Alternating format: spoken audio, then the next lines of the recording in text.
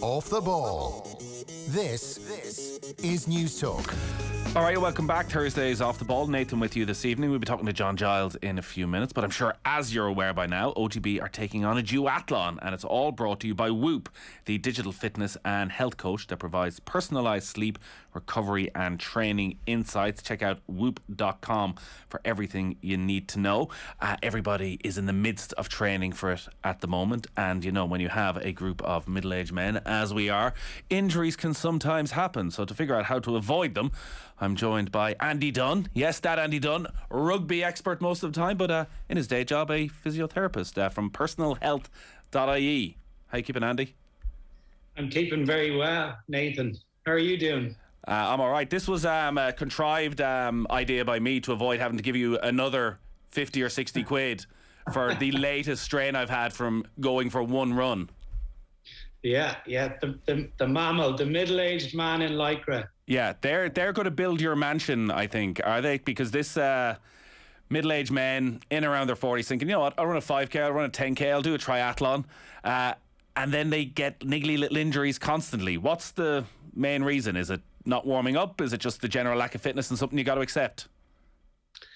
I think it's a little bit to do with age, and it's a little bit to do with the activity. So it's a little bit of both. Like as we get older, a very simple example would be we're not able to run as fast in a sprint as we were in our 20s, and there's no amount of training is going to recover that.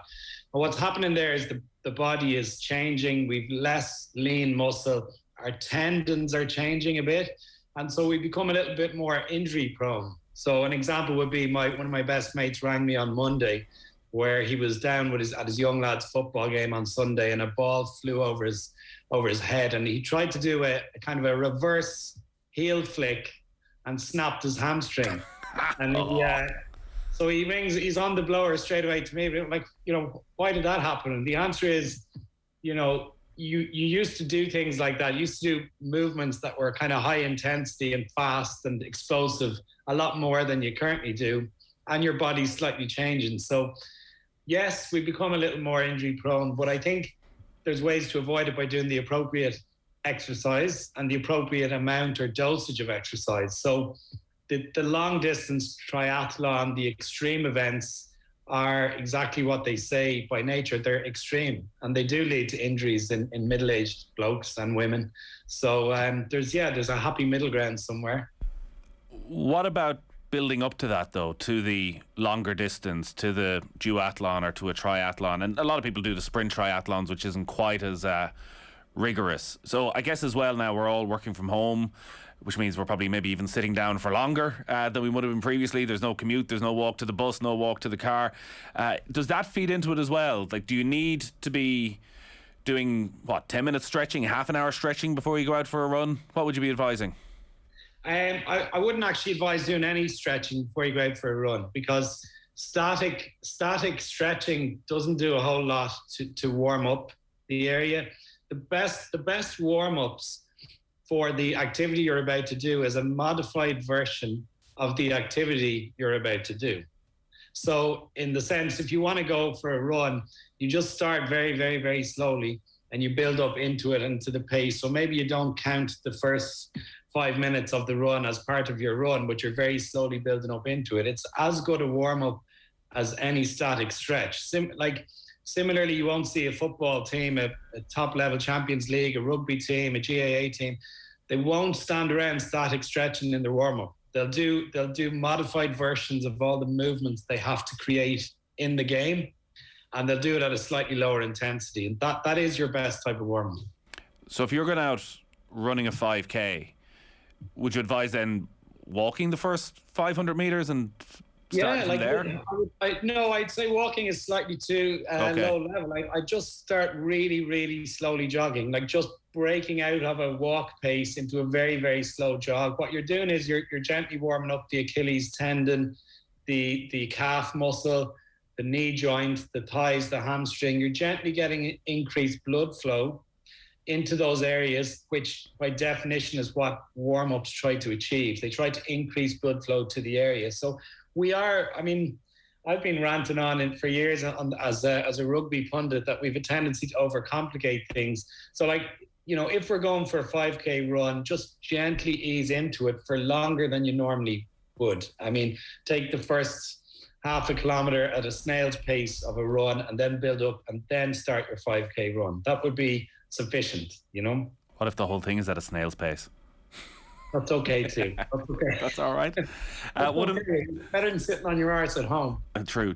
One of the things the Whoop does is provide you sort of with personalised sleep analysis and around your recovery and things like that, and making sure you're getting enough sleep.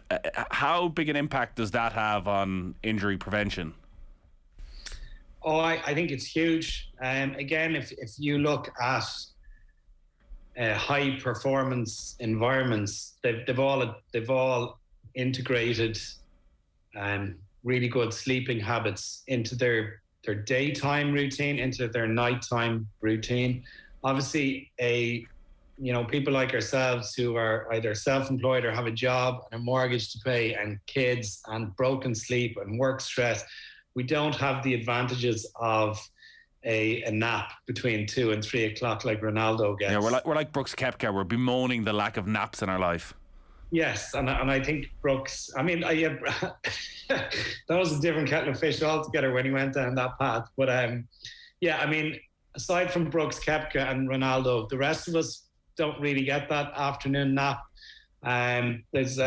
We've worked in our clinic with a clinical sleep specialist called Breach Leddy, who really looks at things like the time you go to bed and the time you get up being very, very consistent in your day, as opposed to changing all the time. And what that encourages is a greater quality of REM sleep. And so you get you get greater bang for your buck. You get greater rest. You may only get 6 hours, but 4.5 to 5 is top quality. They're really nice strategies for recovery, for avoidance of injury. And it's something that I think we don't do very well in general in the kind of Western world, commercial world. We're all up early, going to bed late. So yeah, it's well documented, but to achieve good quality sleep has a huge impact on reduction in risk of injury. And just before I let you go, Andy, in terms of injury prevention or knowing when you're on the verge of injury, like, when you are sort of in and around your 40s, like, there's a lot of aches and pains. How do you know which one is the one that you should be getting concerned about and is on the verge of snapping, or actually been something a bit more serious that you need to be going seeing a physio about? Well, I think a really common one in the likes of yourself, Shane, Jer, people who are maybe not career triathletes, but are trying to do a long distance extreme event. Something to look out for there is that, it's slightly the opposite to what you might think. Say you've got pain in an area that warms up with activity, which is often the case. And then once the activity stops, the pain starts to increase and really escalates for a period of hours. That's described as an inflammatory tendinopathy. That's really common in middle-aged people who start doing extreme or long distance events. Is they feel like they can slightly run off and run through it, but actually what's happening is you're increasing the inflammation in the tendon. So apart from the obvious, is you get sharp darts of pain or acute bouts of pain where you've snapped a muscle or tendon or ligament, that's common sense would hopefully prevail and you'd stop. But the sneaky one is that one that tends to ease with the activity but gets a lot worse afterwards and maybe hurts at night time.